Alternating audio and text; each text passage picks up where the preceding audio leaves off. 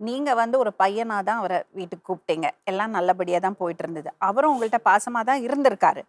இல்லன்னா இந்த அளவுக்கு நீங்க எவ்வளோ வருஷம் ஆச்சுப்பா கல்யாணம் ஆயி? 8 இயர்ஸ் ஆகுது மேடம். 8 வருஷம் ஆச்சு. நல்லா படிச்ச பையன். பையன் நல்ல பையனா தான் எனக்கு தெரியறான். அவர் கெட்ட பழக்கத்துக்குள்ள போயிட்டான்.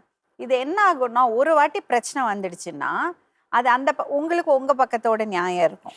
அவரோட பக்கத்துல குடிச்சிட்டு வந்து நீங்க ஏதாவது திட்டுனீங்கன்னா, நீங்க அந்த மாரி பேசுனீங்கன்னா, அவர் அத பிடிச்சு உங்கள்ட்ட திருப்பி தகாத வார்த்தையில பேசிடுறாரு.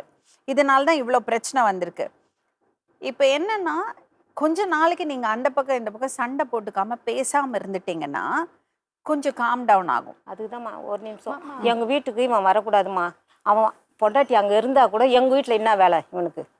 பொண்டாட்டி நலத்தில் இருக்குமா, வீட்டில் பொண்டாட்டி இருந்தும் இங்கே வந்து பூந்துக்கிறான். இவனுக்கு சொல்லி சொல்லி கொடுத்து என்ன உன்னை பற்றி தெரியும்ன்றா. அதை மெயினாக சொல்லுங்கம்மா, என்னை பற்றி என்ன தெரியும்? அவருக்கு என்ன தெரிஞ்சா உங்களுக்கு என்னம்மா? நமக்கு நம்மளை பத்தி தெரிஞ்சிருக்கணும். ஊராரெல்லாம் சர்டிபிகேட் கொடுக்க வேண்டாம். இவன் வந்து என்னை தப்பு தப்பாக பேசுகிறாம்மா என்ன.